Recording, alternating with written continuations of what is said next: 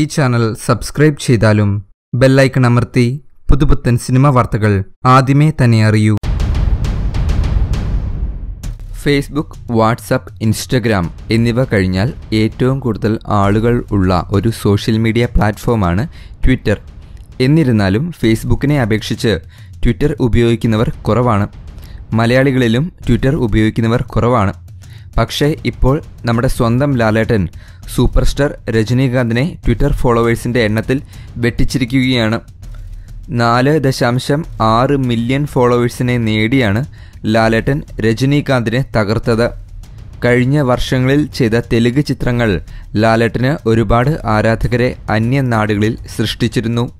പിന്നെ ട്വിറ്ററിൽ ഏറ്റവും കൂടുതൽ ഫോളോവേഴ്സുള്ള മലയാളിയും ഇപ്പോൾ ലാലേട്ടനാണ്. കൂടുതൽ വാർത്തകൾക്കും വിശേഷങ്ങൾക്കുമായി വെക്കിഡാവിഡ് ചാനൽ തീർച്ചയായും സബ്സ്ക്രൈബ് ചെയ്യൂ, ലൈക്ക്, ഷെയർ ആൻഡ് കമൻറ്റ്. നന്ദി.